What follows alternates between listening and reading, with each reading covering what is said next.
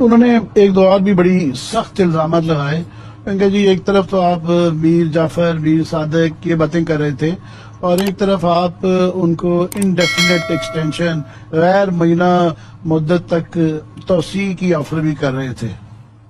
دیکھیں عامر، میں یہ کہہ رہا ہوں کہ میں اگر اپنا منہ کھولنا شروع کروں جو یہ ہوا ہے، اتنی وہ باتیں کریں تو جواب تو دینا پڑتا ہے. میں جواب تو دیتا ہوں، لیکن میں اگر بولنا شروع ہوں تو نقصان تو ملک کو ہی ہوگا میرے.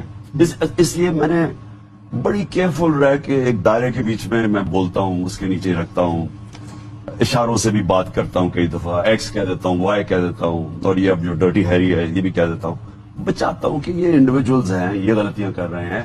میرا ادارہ بچا رہا ہے فوج کا، میں اس کو بچانے کی کوشش کرتا ہوں. اب مجھے انہوں نے، میں آپ سے جی بند کمروں میں جا کے جی میں یہ کہتا تھا، پوری بات اگر بتا دیں کہ بند کمروں میں اور بھی باتیں کیا ہوتی تھی، میں کیوں کہہ رہا تھا. میری ساری کوشش یہ تھی کہ یہ جب سازش ہو گئی، مجھے پتا تھا سازش ہو رہی ہے، ہمیں پتا تھا سارا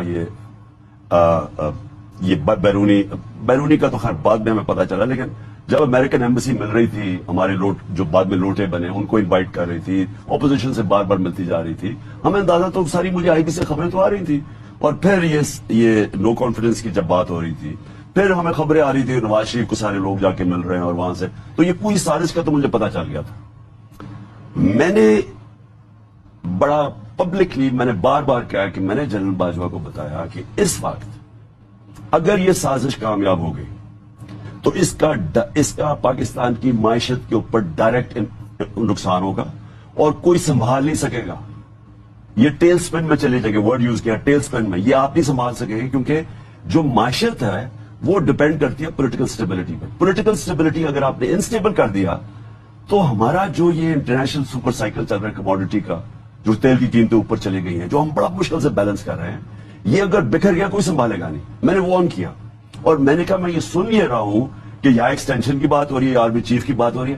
میں نے کہا اگر آپ کو آفر کریں تو ہم بھی آپ کو آفر کر دیتے ہیں، لیکن یہ نہ کرنا اس وقت. اس گورنمنٹ کو اس وقت اگر آپ نے ہٹا دیا، یہ نہیں سنبھلے گا پاکستان. ایگزیکٹلی وہی ہوا. وہ جو ہوا اس کے بعد آپ کے سامنے ہے کہ ساری ہماری اکانومی نیچے، آج پاکستان ڈیفالٹ کے کنارے پہ کھڑا ہو گیا. میں نے 5 مہینے پہلے جب